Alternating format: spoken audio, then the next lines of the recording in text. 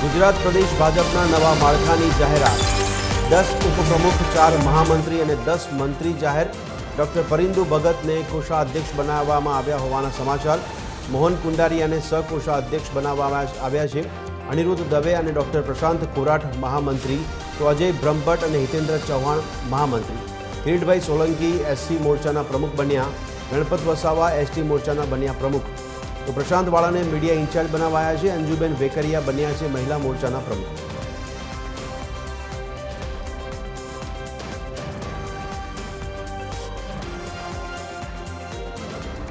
તો આજ અંગે વધુ વિગત સાથે અમારા એસોસિએટ એડિટર સોનલ અનલકટ અમારી સાથે જોડાયા છે એમની પાસેથી માહિતી મેળવીશું સોનલ જણાવશો કે પ્રદેશ ભાજપ સંગઠનની આ જે જાહેરાત કરવામાં આવી છે તેની પાછળ કયા કયા સમીકરણો ગોઠવવામાં આવ્યા છે?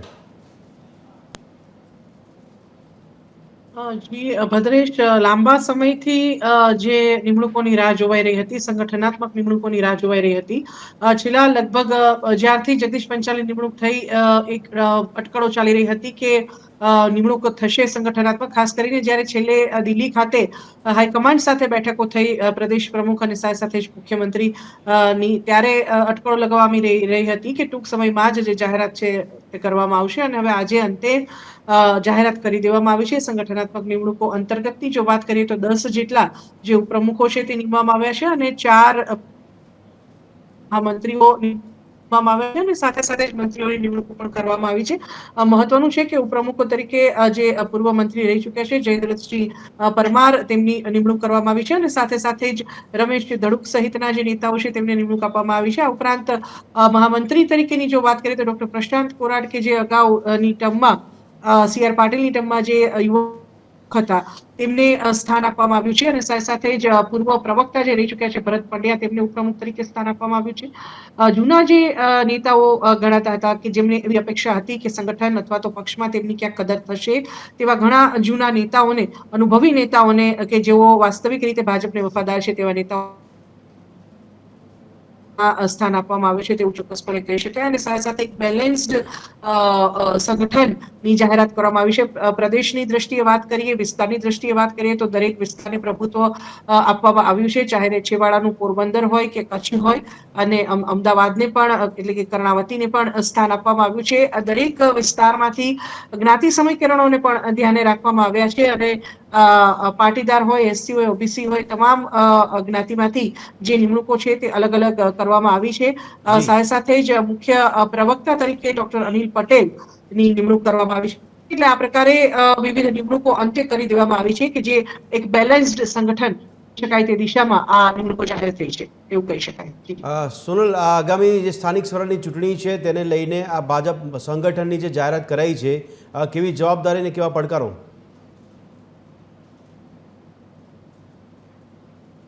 પડકારોની જો વાત કરીએ તો ભદ્રેશ, ભાજપ હંમેશા ઇલેક્શન મોડમાં જ રહ્યો છે અને દરેક જિલ્લા કક્ષાએ કહો કે બૂથ લેવલ સુધીની જે કામગીરી છે તે સતત પ્રક્રિયા રહેતી હોય છે પક્ષમાં અને તે અંતર્ગત સતત બેઠકો અને અપગ્રેડેશન પણ ચાલતું રહેતું હોય છે. ખાસ કરીને હવે જ્યારે નવી નિમણૂકો થઈ છે ત્યારે એક રીતે જો એક નજર ફેરવી આ તમામ નિમણૂકો પર તો એટલું તો ચોક્કસપણે કહી શકાય કે નવા નિશાળિયા કહી શકાય તેવા નેતાઓ કરતા જે અનુભવી નેતાઓ છે, જે સરકારમાં રહી ચૂક્યા છે, સંગઠન સાથે જોડાયેલા છે, વર્ષોથી RSS સાથે પણ જોડાયેલા છે, તેવા નેતાઓને પ્રાધાન્ય આપવામાં આવ્યું હોય તેવું સ્પષ્ટપણે આ સમગ્ર નિમણૂકો પરથી લાગી રહ્યું છે. એટલે જે પ્રકારે અનુભવી નેતાઓને સંગઠનમાં નિમણૂક આપવામાં આવી છે અને હવે સંગઠનના નેતા તરીકે આ નેતાઓની જે જવાબદારી રહેશે તે આગામી દિવસોમાં વિધાનસભા અને જે અન્ય ચૂંટણીઓ આવી રહી છે તે અંતર્ગત ભાજપના કાર્યકર્તાઓને છેવાડાના નાગરિકો સુધી પહોંચાડી અને ભાજપ તરફી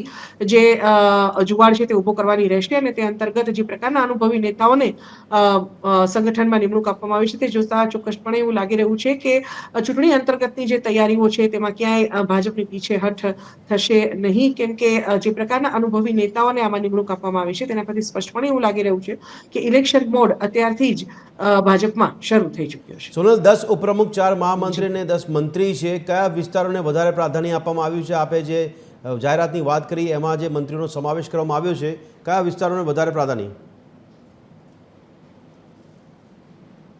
વધારે કે ઓછા પ્રાધાન્યની વાત કરવા કરતા લગભગ એક નજરે જો ફેરવીએ સમગ્ર લિસ્ટ ઉપર ભદ્રેશ, તો ચોક્કસપણે એવું લાગી રહ્યું છે કે કોઈ એક પ્રદેશ કે કોઈ એક વિસ્તાર ઉપર ભાર મૂકવાના બદલે એક બેલેન્સ્ડ જ્ઞાતિ સમીકરણો પણ કરવામાં આવ્યા છે અને સાથે સાથે જ પ્રત્યેક વિસ્તારમાંથી એક પ્રતિનિધિત્વ આપવામાં આવ્યું છે, જિલ્લામાંથી પ્રતિનિધિત્વ આપવામાં આવ્યું છે તેવું સ્પષ્ટપણે લાગી રહ્યું છે. ખાસ કરીને મહાનગરોની જો વાત કરીએ તો ચોક્કસપણે સંગઠનમાં જે નિમણૂકો છે તે અમદાવાદના હિસ્સે વધારે આવતી હોય છે અને આ વખતે પણ એવું જ થયું હોય તેવું લાગી રહ્યું છે, કેમ કે સ્થાનિક સ્તરે જે નેતાઓ હોય છે જે સીધા જ સંગઠન સાથે જોડાઈ શકતા તેવા હોય છે, તો મહત્વના જે હોદ્દા છે તે અમદાવાદ ખાતે મળ્યા છે. ખાસ કરીને જે મુખ્ય પ્રવક્તા બનાવવામાં આવ્યા છે ડોક્ટર અનિલ પટેલ, તે કર્ણાવતીથી છે અને સાથે સાથે જ રાજકોટની જો સૌરાષ્ટ્રના પ્રભુત્વની જો વાત કરીએ તો આ વખતે સૌરાષ્ટ્રમાં પણ જે વિરોધનો વંટોળ હતો તેને ઠારવાનો ક્યાંક ને ક્યાંક પ્રયાસ કરાયો છે અને સિનિયર નેતાઓને, સૌરાષ્ટ્રના સિનિયર નેતાઓને પણ સંગઠનમાં ખાસ સ્થાન આપવામાં આવ્યું છે, કેમ કે હંમેશા સૌરાષ્ટ્ર જે છે તે મોટે ભાગે રાજનીતિનું એપિસેન્ટર રહ્યું છે અને જે પ્રકારે સૌરાષ્ટ્રમાંથી વિરોધનો સૂર ઉઠ્યો હતો જે તે સમયે સંગઠન હોય કે પછી પક્ષની દિશામાં, પણ એક રીતે જોવા જઈએ તો તમામ જે વિસ્તાર છે તેને આવરી લેવાનો પ્રયાસ કરવામાં આવ્યો છે અને તે અંતર્ગત સૌરાષ્ટ્ર અને અમદાવાદને પણ મહત્વનું પ્રભુત્વ જે છે તે આપવામાં આવ્યું છે તેવું કહી શકાય. જી સોનલ, જગદીશ વિશ્વકર્માની નવી ટીમ જાહેર થઈ છે. આ નવી ટીમ માટે જગદીશ વિશ્વકર્માની કોઈ પ્રતિક્રિયા આવી છે કે કેમ, અને જગદીશ વિશ્વકર્માનું હવે આ ટીમ પર સંકલન અને સંચાલન કેટલું? જગદીશ વિશ્વકર્મા તરફથી હજુ સુધી કોઈ પ્રતિક્રિયા સામે આવી નથી. ભદ્રેશ, પણ મહત્વનું છે કે હવે જ્યારે પ્રદેશ અધ્યક્ષ તરીકે તેમણે પોતાની ટીમ પસંદ કરી છે તો ચોક્કસપણે તેમનો જે પકડ છે અને જે સંચાલન છે તે પક્ષ પર રહેવાનું જ છે. આગામી 5 વર્ષ સુધી કદાચ તેમની જે નિમણૂક છે તે રહેશે અને તે અંતર્ગત સમગ્ર ગુજરાતમાં ભાજપને સંગઠનાત્મક રીતે આગળ વધારવાની અને સાથે સાથે છેવાડાના નાગરિકો સુધી ભાજપના કાર્યકર્તાઓને પહોંચતા કરી અને સરકારી યોજનાઓ સહિતની જે માહિતી છે તે નાગરિકો સુધી પહોંચાડવી, આ તમામ જે જવાબદારીઓ છે તે મોટેભાગે સંગઠનની રહેતી હોય છે અને ખાસ કરીને ઇલેક્શન હવે જ્યારે માથા પર આવી રહ્યું હોય ત્યારે સ્થાનિક સ્વરાજની ચૂંટણી હોય કે વિધાનસભાની ચૂંટણી હોય, ભાજપ હંમેશા ઇલેક્શન મોડમાં રહ્યો છે અને તે અંતર્ગત હવે આગામી ચૂંટણીઓને કેન્દ્રમાં રાખી અને સમગ્ર જે પ્રક્રિયા છે, જે નિમણૂકો છે તે ચોક્કસપણે કરવામાં આવી છે તે નિમણૂકો પરથી લિસ્ટ પરથી જ લાગી રહ્યું છે અને તે અંતર્ગત હવે ઇલેક્શન મોડમાં પક્ષને રાખી અને તેને આધારિત જે હવે તૈયારીઓ છે તે કરવાની દિશામાં જગદીશ વિશ્વકર્મા કામ કરશે તેવું હાલના તબક્કે સ્પષ્ટપણે લાગી રહ્યું છે. સોનલ, નવી ટીમમાં કોઈ વિશેષ બાબત આપના મતે નોંધાઈ રહી છે આપના ઓબ્ઝર્વેશન પ્રમાણે? સાથે સાથે સવાલ એ પણ થાય છે કે આગામી સ્થાનિક સ્વરાજની ચૂંટણીને ધ્યાનમાં રાખીને સ્વાભાવિકપણે આ ટીમની જાહેરાત થઈ શકે હોઈ શકે છે, તો કયા સમીકરણો વધારે ગોઠવવામાં આવ્યા છે જેની પર ફોકસ કરવામાં આવ્યું છે? મેં જેમ ભદ્રેશ હમણાં આપણે જણાવ્યું કે જે નિમણૂકો કરવામાં આવી છે તેમાં પ્રદેશ કરતા પણ જે જિલ્લાઓને જે પ્રાધાન્ય આપવામાં આવ્યું છે તે લાગી રહ્યું છે અને સાથે સાથે જ જે નિમણૂકો થઈ છે તેમાં સિનિયર નેતાઓ છે. જયદ્રથસિંહ પરમારની વાત કરીએ તો તે પૂર્વ મંત્રી રહી ચૂક્યા છે અને તેને ઉપપ્રમુખ તરીકે નિમણૂક આપવામાં આવી છે. રમેશભાઈ ધડુક હોય કે પછી ભરત પંડ્યા જે પોતે સંગઠનમાં પ્રવક્તા પણ રહી ચૂક્યા છે, આ પ્રકારના જે નેતાઓ છે, નટુજી ઠાકોર જે છે, અરવિંદ પટેલ, રસિકભાઈ પ્રજાપતિ, આ તમામ નામ એવા છે કે જે પ્રશાંત કોરાટની વાત કરીએ તો તે યુવા નેતૃત્વ છે. યુવા નેતૃત્વને પણ આ વખતે જે નિમણૂકો થઈ છે તેમાં સ્થાન આપવામાં આવ્યું છે. તે યુવા મોરચા અધ્યક્ષ રહી ચૂક્યા છે CR પાટીલની વખતે અને હવે તેમને સીધા જ મુખ્ય બોડીમાં લેવામાં આવ્યા છે, મહામંત્રી તરીકે મૂકવામાં આવ્યા છે.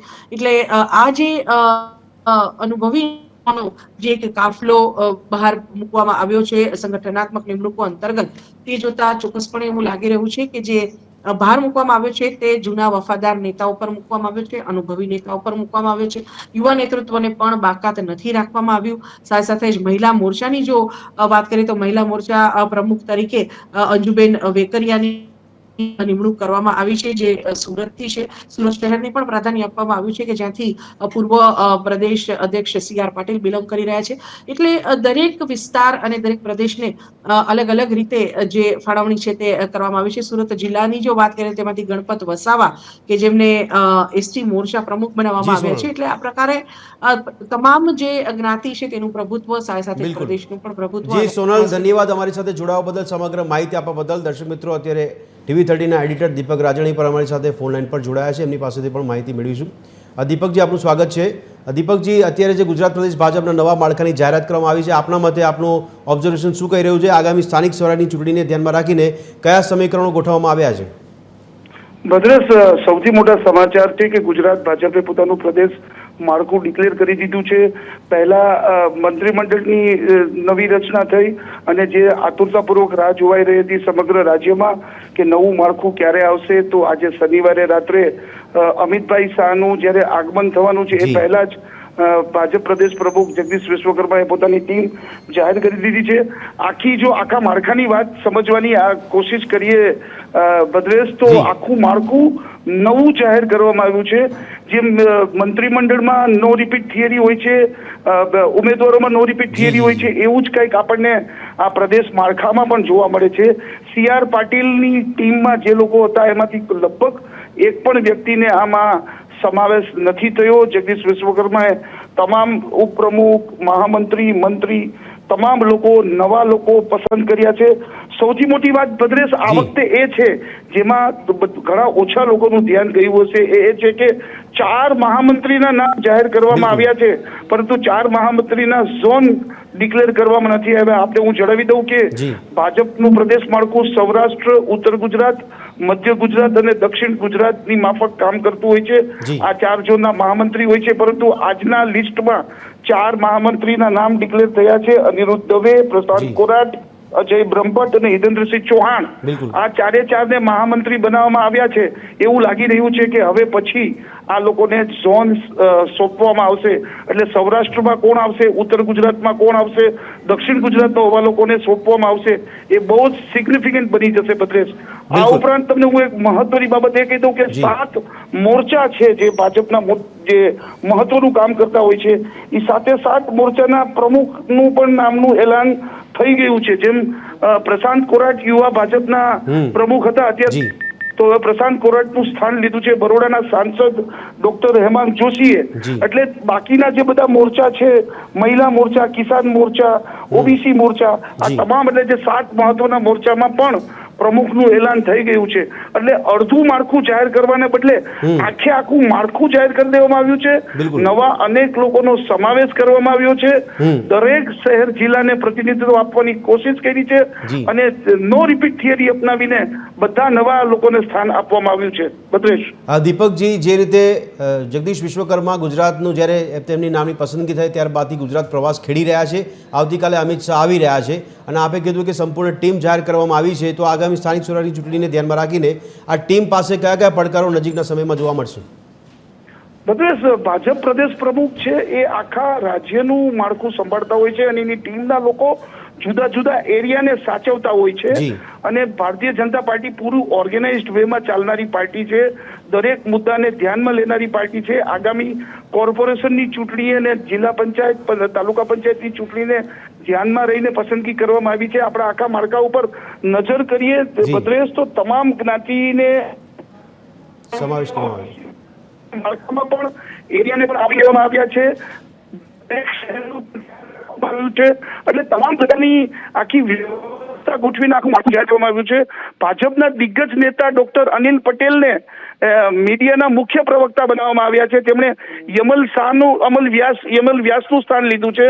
તો એવી જ રીતે જે અત્યારે યજ્ઞેશભાઈ દવે મીડિયા ઇન્ચાર્જ તરીકે ફરજ બજાવતા હતા, એમની જગ્યાએ પ્રશાંત વાળા આવી ગયા છે. હું આપને એ જણાવી દઉં કે પ્રશાંત વાળા જીતુ વાઘાણીની ટીમમાં હતા અને તેઓ મીડિયા ઇન્ચાર્જ તરીકે કામ કરતા હતા.